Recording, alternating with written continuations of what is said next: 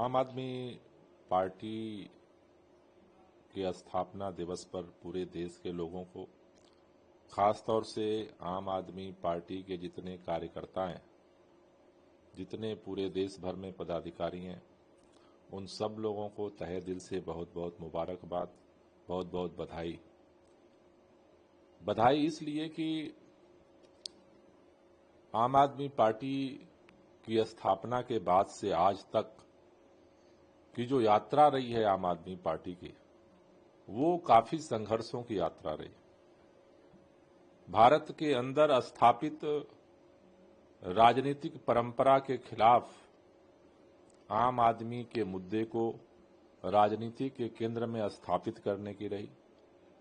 जिन मुद्दों को राजनीति के एजेंडे से बाहर फेंक दिया गया था, आम आदमी के दुख दर्द को, तकलीफ को आम आदमी पार्टी ने राजनीति के केंद्र में रखा और उसके अभियान के तहत दिल्ली के अंदर लगातार जीत हासिल की, पंजाब के अंदर उसके उन्हीं मुद्दों के आधार पर सरकार बनाई, गोवा के अंदर आम आदमी पार्टी के विधायक जीते, गुजरात के अंदर आम आदमी पार्टी के विधायक जीते, जम्मू कश्मीर में आम आदमी पार्टी के विधायक जीते। तो जो पूरे देश के अंदर एक माइंडसेट बन गया था कि जाति और धर्म के आधार पर नफरत फैला करके ही, पैसे और बाहुबल के आधार पर ही चुनाव लड़ा जा सकता है और जीता जा सकता है, आम आदमी पार्टी ने इसको तोड़ा और उसका परिणाम हम ये देख रहे हैं। आम आदमी पार्टी की जो विजय यात्रा है, जो विकास यात्रा है, आम आदमी पार्टी ने इतने कम समय में राष्ट्रीय पार्टी का दर्जा हासिल किया और वो जारी है। लेकिन दूसरी पार्टियों पर भी इसका काफी दबाव बढ़ा है। अब दूसरी पार्टियों को भी आम आदमी के लिए जो मतदाता हैं, उनके बुनियादी सुविधाओं की बात करनी पड़ रही है। मुझे लगता है कि आम आदमी पार्टी की एक बहुत बड़ी उपलब्धि है, लेकिन अभी आगे की यात्रा जारी है और मुझे भरोसा है कि आम आदमी पार्टी आज राष्ट्रीय पार्टी बनी है और आगामी दिनों में देश के लोगों को जागृत करके इस देश के अंदर बदलाव की यात्रा को भी पूरा करेगी। तमाम बातों का जिक्र जो संविधान में कही गई है, उनकी महत्ता की बात उन्होंने की। साथ में उन्होंने कहा कि मुझे से साधारण आदमी को प्रधानमंत्री पद तक पहुंचाने में संविधान की बड़ी भूमिका रही।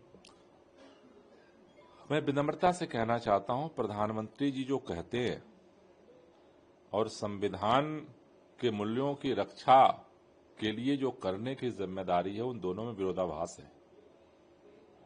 मेरे ख्याल से भारत के अंदर जिस तरह से भारतीय संविधान के मूल्यों पर सत्ता की तरफ से संगठित हमला हो रहा है, वो शायद अब तक नहीं हुआ।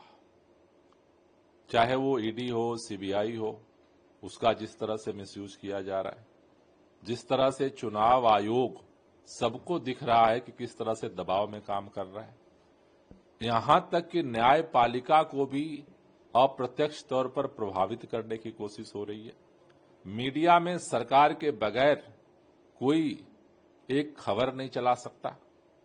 ऐसी स्थिति में भारतीय संविधान कोई अमूर्त नहीं है। भारतीय संविधान के जो मूल्य हैं और भारतीय संविधान जिन पिलर्स पे खड़ा है, उसको मजबूत करना, मुझे लगता है कि आज भारतीय संविधान को और मजबूत करने के लिए बहुत जरूरी है। प्रधानमंत्री जी कहते कुछ और हैं और जो करते कुछ और हैं।